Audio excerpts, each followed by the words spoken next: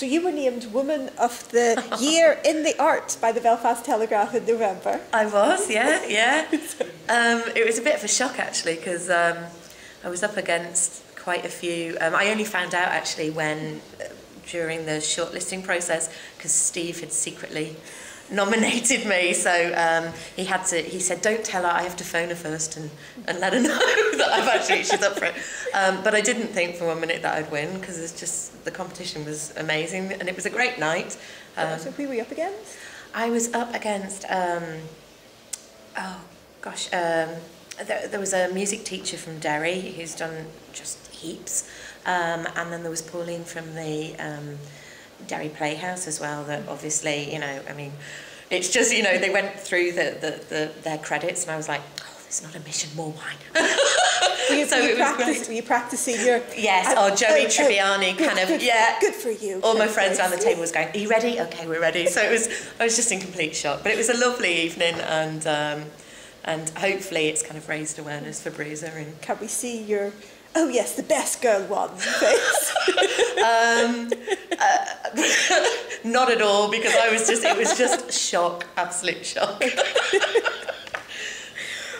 But so we know where you've sort of come to in the theatre. You're now the best woman in the arts. Hardly. You're going to have to live up to that for the rest of the year. Oh, I don't know. You see, I think it was 2009, so I think it stopped now. It was just for a month or two, and then. No, I think it's sort of like sort of being Miss World. Oh, really? You're the reigning Miss. The crown for a whole year. Off the arts. You have to hand over at the end. Oh, don't! It's just it's such a title. So now we know where you've come to now. But where did you start off? How did you get into drama and the arts? I went to university. I went to Coleraine, and I'd always wanted to be a professional actor, and that was but I wanted a good grounding, so I did a university course instead of going to drama school. And it was while I was there that I kind of dabbled in direction and actually really enjoyed it.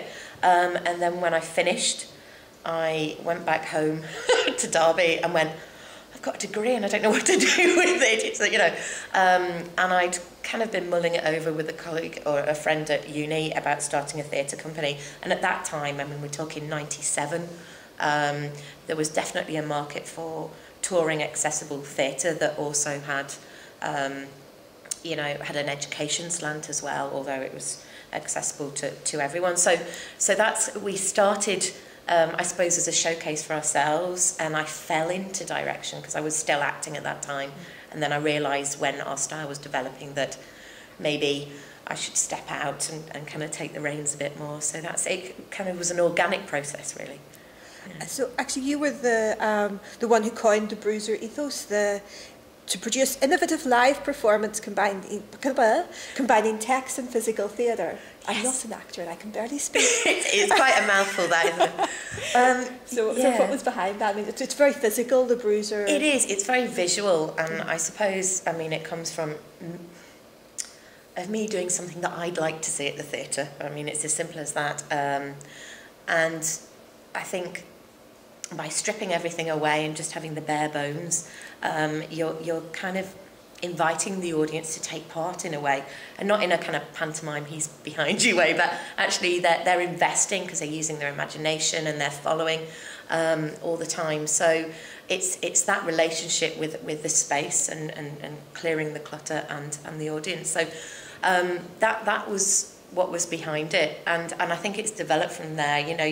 Even at university when I directed things, there was that style there, and it changes and develops every time you get a new cast. And I work in a very collaborative way, so we always try and get actors that are keen and up for a challenge, and I think this play that we're doing at the moment is certainly that. So it's great that they're collaborating and chipping in ideas. And is it sort of difficult for actors to get used to the very physical movements is. Where quite a few actors I've seen they're quite reserved, and that's so much visual movement. It's hard because it is actually coming from the text and it is coming from character, but I suppose it's the naturalness is exaggerated And sometimes that, you know, you've trained in this Stanislavskian approach all the time, and then it's like, what? What am I doing? Why am I doing that? And sometimes, because we only have 3 weeks in rehearsals, I'm blocking it because I know where it's going, and trying to give them reasons, but it takes a while for it to filter through. So it's like, but I'm just doing moves and there's no motivation. And it kind of comes together in, you know, touch wood, in the last half, where you kind of learn the choreography, I suppose, and then put the character back on top. So it is a weird process, and I suppose you just have to trust that it works, and it does, but it works against sometimes training. Who would be your favourite physical performer, live or dead, or live and dead? Not at the same time. Not at the same time. Okay, that narrows it down. Okay, I suppose. That's a real tough one. That is tough. I mean, I suppose people like Charlie Chaplin, or, I mean, we're talking kind of, I suppose I've got it in my head at the moment because we're doing 1930s kind of a play, but that sort of physicality and that slapstick, and it's so detailed and so clever, and he does it with ease, you know, and I think that's when I watch a show, and you've seen a bit of rehearsals, and it is like, okay, stand up and then you lean in. You know, the whole play is filled with that. Every single move is blocked, you know, and so it's so much information, and it's so difficult to do. And they've only been rehearsing for since last Monday, so hopefully we get to a point where we make it look easy. But it isn't easy, and I think that's why I like Chaplin and that era, because you could sort of, when I came in, you could see the moves, and they would go, right, I lean forward, and then as it went along, it really smoothed out. Yeah, well, at the moment, I mean, they're still thinking, okay, move, and so kind of putting the reason why those moves are there back on top is going to take some time, but they have to be, it's just layered, you know, so we're getting there, slowly but surely. So, and to talk a little bit about the plays, why were you drawn to The Resistible Rise of Arturo Wee? Right, I'm a big fan of Brecht. I do enjoy his plays, and this one just seemed kind of ripe for the picking, in the fact that we can put our own stamp on it, because usually there's a good 40 plus characters in it, and we have 6 actors. So I knew that when I was kind of adapting it, that it would lend itself much more to the physical style with that, because they're all multi-rolling. And I just think it's part of Bruiser's didactic season, which means, you know, our last show was The Government Inspector, and the one before that was Oh, What a Lovely War. So we're going through our kind of lesson teaching, I suppose, a set of plays about politics and money and the misuse of power.